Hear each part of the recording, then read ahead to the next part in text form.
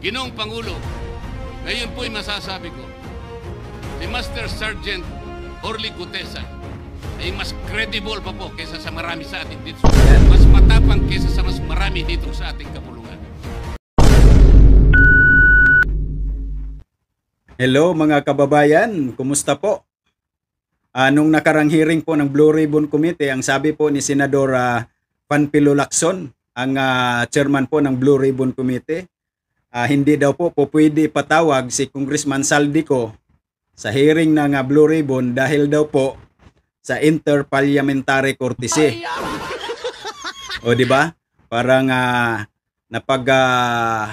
halata po itong si Panfilo Lacson na takot siya kay Saldico. At ito ngayon na meron pong pahayag, sinupalpal po itong si Senador Panfilo Lacson ni Senador Rodante Marcolita. Ayan, sabay-sabay po nating panoorin guys at mag-comment po kayo dyan sa baba kung ano pong masasabi ninyo tungkol sa pagsupalpal ni Senador Rodante Marcolita kay Panfilo Lacson. Pero bago po ang lahat guys, manghingi po ako ng kunting support sa inyo sa pamamagitan ng pag-share, like, and subscribe. Lalong-lalo na po dun sa mga bago pa lang sa ating channel. Huwag nyo pong kalimutang mag-like, share, at lalong-lalo na pag-subscribe para po kayo po ay updated po sa mga susunod po nating mga video. At ito na po ang ating inaabangan, itong pagsupalpal ni Senador Rodante Marcolita kay Panfilo Lacson. Binanggit na po ng dating Senate President ang nangyari do sa statement ni Diskaya. Siya ang kauna-unahang nagbigay ng statement na kung saan binanggit ang 17 congressmen. Ngunit nakakapagtaka, hindi na po natin tinutuntun yung 17 na yun. Kagaya na nga sinabi ng Senate President, napupunta na, natutuon na yung pagtuntun sa mga kasama natin dito. Bakit po? Natatakot ba tayo kay Martin Romualdez? Siguro po, yung iba sa inyo natatakot. Ginoong Pangulo, naghalo na po ang balat sa tinalupan. Bakit po? Ngayon ko lamang po nakita sa pagdinig ng Blue Ribbon Committee. Nandun po yung Justice Secretary. Hindi pa po natin natatapos na pagtatanungin yung respondent, yung resource person. Oo nga no, napapansin din namin yan na Senador Rodante Marcolita na bakit lagi andoon ang Department of Justice Secretary. Di ba in aid of legislation yan? Bakit lagi nandyan siya? Kumbaga parang nag-a-assist siya lagi dito sa hearing ng Blue Ribbon Committee tungkol sa flood control scam or skandal. Isipin tuloy ng mga tao na meron pala itong script na sinusunod. Kasi bakit lagi siya andyan sa hearing ng Blue Ribbon Committee? Kagaya nung nakaraang hearing na merong isang resource person na pagkatapos magsalita hindi na pwede tanungin at lumabas kasama ang DOJ Secretary na si Boying Remulla. O di ba? Tuloy natin. Na tayo po ang merong legal and physical custody. Tama. Hindi ko maintindihan kung bakit dadalhin niya sa kanyang opisina at pagbalik niya, meron na siyang supplemental affidavit. Ano po ba itong nangyayari sa atin? Meron na ba tayong alituntunin? Meron na ba tayong agreement sa pagitan ng DOJ? Meron ngang sinusunod na ginagawa script natin sa Blue Ribbon Committee? Hindi ko na po maintindihan kung ang Blue Ribbon Committee is the investigative arm of the Department of Justice. Agoy. Ang sabi ko po nung nasa ikalimang pagdinig pa lang tayo, sapagkat nakikita ko na po ito, kaya po naghangad pa ako sa ating chairman no na sana'y paraanin niya ako, meron lang akong gustong isang guni muna at pag-usapan sana muna. Hindi naman po ako nabigyan ng pagkakataon kaya nagkaroon pa po ng konting sagutan doon. Ito po yung gusto ko sanang ayusin muna, pag-usapan muna natin. Lalong-lalo na po ang kaugnayan natin sa bagong tatag na ICI, Independent Commission on Infrastructure. Ano po bang ugnayan natin dito? Hindi po ba tayo mag-uusap muna? Hindi ba tayo gagawa ng regulasyon muna? Meron po tayong mga doktrinang isinasaalang-alang. Nasaan na po ang institutional boundaries? Nasaan na po ang separation of powers? Nasaan na po ang system of checks and balances? Di ba natin isasaalang-alang ito? Dadalawang tao lamang po ba ang mamamagitan sa pagitan ng mga institusyon na ito? At mawawala na po kami sa picture? Are we supposed to be kept in the dark, Mr. President? Yung po, kung mo ba sinabi ng ICI na isa sa kanilang mga poder, kapag ka nag-request po sila, makakakuha sila ng impormasyon sa House of Representatives, sa Senate, sa Korte, sa Sandigang Bayan, at kahit sinong otoridad. Ibig ba sabihin wala na tayong opsyon na tumanggi? Kailangan po natin pag-usapan muna yon. Ang nangyayari po sabog-sabog na po eh. Baka nga yun ang isang dahilan kung bakit nag-resign po yung advisor na si Mayor Magalong ng Baguio.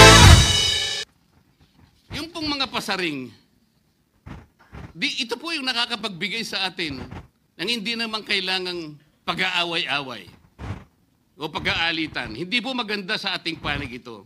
Tingnan lamang po natin yung interview sa DCMM ng ating kasamahan, chairman ng Blue Ribbon Committee, ng mga host ay si Victoria Tulad at si Christian Yosores noong September 28, 2025. Ang tanong po nila, ilang hearings pa ang nakikita ninyong gagawin ninyo? Ang sagot po ng ating kasama, Senator Lacson, yun ang hindi ko pa masabi. Dahil kung may bagong lumalabas ng mga testigo at masustansya yung sasabihin, meron pang mga kakulangan na dapat na mapunuan, magtawag tayo ng pagdinig. Tama naman po yun. Pero ito pong pangalawang saknong, ang sabi po, pero kung paulit-ulit lang at masa-sidetrack o kaya palihis yung direksyon ng inquiry, yun ang i-assess namin kasi medyo lumihis na. Bakit palihis? Di ba nung una pa lang, nung binanggit ni Diskaya na mayroong 17 na di umano mga congressman na sangkot po sa naturang flood control scam. Pero ang investigasyon ngayon sa Blue Ribbon Committee, hindi na nakatuon doon sa Kongreso kung saan yung na-mention ni Diskaya na 17 na di umano mga congressman. Ngayon nakatuon na sa mga kasamahan nyo dyan na mga senador. Paano yung mga kongresista? Di ba? Paano yung mga kongresista na pinangalanan? Wala na ba yun?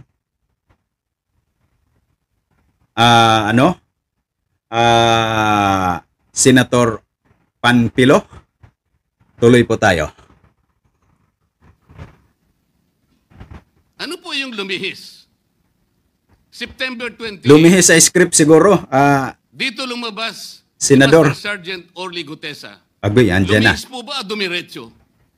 Mula kay Saldico, ikinonekta po niya kay Martin Romualdez. Sa akin palagay, dumiretso po, hindi tayo lumihis eh. Pagkatapos tinanong pa po, do you think po, coach po si Gutesa? Kasi ang gusto nilang mangyari, Senador Marcolita, hindi mabanggit yung pangalang Martin Romualdez at Saldico. Kasi nga pala may bagong balita ngayon na itong si anong tawag nito, si Saldico ay nag-resign na. Nabasa ko po to dito sa post po ni Attorney Rowena Guanzon Ito na ang sabi dito, kahapon nag-resign na siya as congressman. So pwede na. O, ibig sabihin itong nag-resign na siya, itong si Saldico. O. So, pwede na, uuwi kaya? Yan ang katanungan na si Saldico lang ang makakasagot. Uuwi kaya siya? Ayan, tuloy tayo. At iba pong observation baka si Senator Rodante Marcoleta dahil parang sinabihan siya nung nagbabasa siya. O nalimutan mo, balikan mo itong paragraph na ito. Naipaliwanag ko na po kung bakit ko lamang sa sinansala at sinabi kong balikan mo sapagkat meron nga po siyang nalalaktawan base po sa sinusundan namin na binabasa niya na dokumento. Ang sagot po ni Senador Lacson, medyo natawa pa nga siya, kayo nang humusga sa lahat ng yan, ay tayo nag-viral na. Siguro, ang sasabihin ko na lang, yung hula nyo, yun ang hula ko. O hula ko, hula nyo. Parang, your guess is as good as mine. Mhm. Hindi po maganda yung inference eh. Parang ang lumilitaw, kinotes ko eh. Bilang isang abogado, magmula po nung ako'y maging abogado, inisip, hindi ko po ginawa yung mga bagay na ito. Kumisan nga ako eh. Hindi na abogado, sila pa yung nagsasabi eh. Katulad po ni Saldico. Ang sabi ko lang naman po eh, matunog na yung pangalan niya. Napakaraming sources na nagsasabi, kumukonekta kay Saldico, pwede ba natin siyang imbitahin? Ang sabi po, hindi na raw siya imbitahin because of interparliamentary courtesy. Takot si Lacson kay po eh. Ang interparliamentary courtesy hindi po nalalabag kung iimbitahin lang siya. Tama. Halimbawa, invitation letter lang. Nagawa ko po yun kay Congressman Toby Chanco. Voluntaryo po yun eh. Kung darating siya, salamat. Kung hindi siya darating, okay lang. Ngunit, ang pinag-uusapan natin ay problemang kasangkot na po ang kinabukasan ng ating bansa. Sasabihin ba natin interparliamentary courtesy? Nakikinig po ang buong bayan. Tatakpan po ba natin ng dahil sa interparliamentary courtesy? Nakasulat po ba sa bato yun? Absolute po ba yun? Yun po yung aking ikinasasama ng loob eh. Hindi po tayo dapat mag-away-away. Iisa po ang ating layunin. Ang ating bansa ang pinaka-importante sa ating lahat. Bakit po kinakailangang ilihis natin? Bakit po tayo gagawa ng paraan para pagtakpan po natin ang hindi dapat pagtakpan? Ginoong Pangulo, ngayon po ay masasabi ko, si Master Sergeant Orly Gutesa ay mas credible pa po kaysa sa marami sa atin dito sa kapulungan ito. Master Sergeant Orly Gutesa, Ayan. mas matapang kaysa sa mas marami dito sa ating kapulungan. Maraming salamat po, Ginoong Pangulo.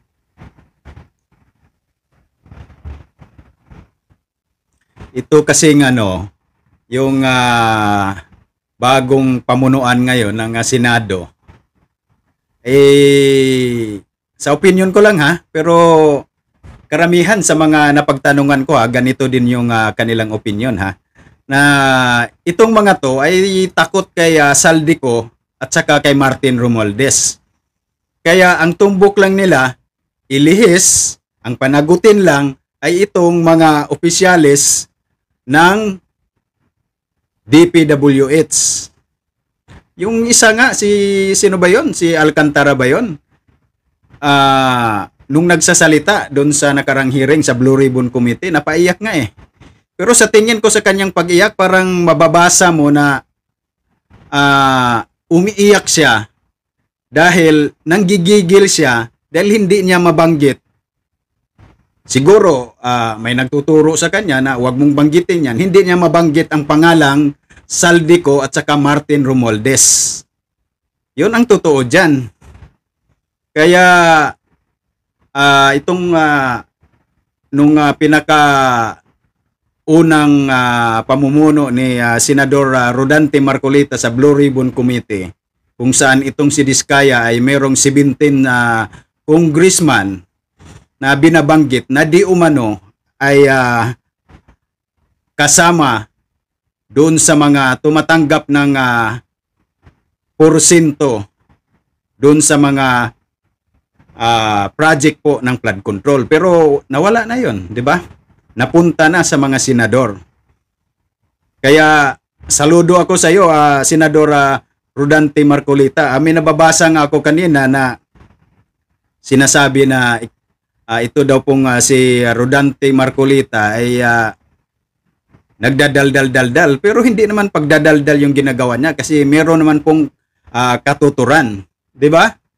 At ito guys, meron akong idadagdag dito. Basahin ko lang tong post ni Attorney Rowena Guanzon 13 hours ago. Sabi dito, bawal daw imbitahan si Saldico sa Senate Blue Ribbon hearing dahil siya ay isang sitting congressman at may interparliamentary courtesy. At sabi niya pa dito, kahapon nag-resign na si Congressman Saldico, so pwede na. O di ba? Kasi sabi hindi po pwede na maimbitahan, sabi niya Senador Panfilo Lacson, dahil daw po sa interparliamentary courtesy. Pero ngayon, kahapon daw, nag-resign na, so pwede na. O yan, Senador Panfilo Lacson, nag-resign na, so pwede na ipatawag. Kailang ang tanong, uuwi kaya? O, di ba? Sabi dito sa post ni Attorney Rowena Guanzon, pwede na, uuwi kaya? Ayun ang tanong na di natin masasagot. Pero kung gugustuhin nila, maraming paraan. Yun ngang siya Pangulong Duterte nga, kaya nga nila na ipadala doon sa Netherlands, di ba? At sika itong si dating congressman na nandun sa ibang bansa na si Congressman Tebes, kaya nga nilang nakuha doon sa ibang bansa. O, di ba? Sabi dito sa post, kung ayaw umuwi, totoo bang gagawa ng paraan ang palasyo para mapauwi? Nasa utak niya ang lahat ng anomalya. Totoo talaga. Nasa kanya yung siyang nakakaalam sa mga anomalya. At dito pa, sabi pa, at nagsabi na si Remulla na hindi na umaasa na uwi si Saldico. Ganon. Samantalang dati si Congressman Tebes, ang daldal-daldal itong DOJ na kayang mapauwi itong si Congressman Tebes, tapos ngayon sasabihin na hindi umaasa na uwi si Saldico. Ganon lang ba yun? Bilyon-bilyong pera ang pinag-usapan dito, tapos ngayon sasabihin na hindi tayo asa na uwi si Saldico. Ayan, sa statement naman niya, haharapin daw niya sa tamang panahon ang mga aligasyon. Sabi pa dito, kailan? Kapag magugunaw na ang mundo, kapag naubos mo na ang ninakaw mo. Ayan, sabi dito sa post ni Attorney Rowena Guanzon. O nga, di ba? Harapin sa tamang panahon. O kailan yung tamang panahon? Ganon lang ba yun? Dapat ang gobyerno magpursige dahil hindi piso lang ang pinag-usapan dyan. Ang pinag-usapan dyan, hindi lang milyon, hindi bilyon, kundi trilyon. Di ba? At mahiya naman kayo na tuwing merong pagbabaha, mga ordinaryong tao ang mga naapektuhan. Kaya, ayan panawagan sa ating gobyerno. Gumawa kayo ng paraan para mapauwi si Saldico, para masagot ang lahat ng katanungan tungkol dyan sa iskandalo sa flood control.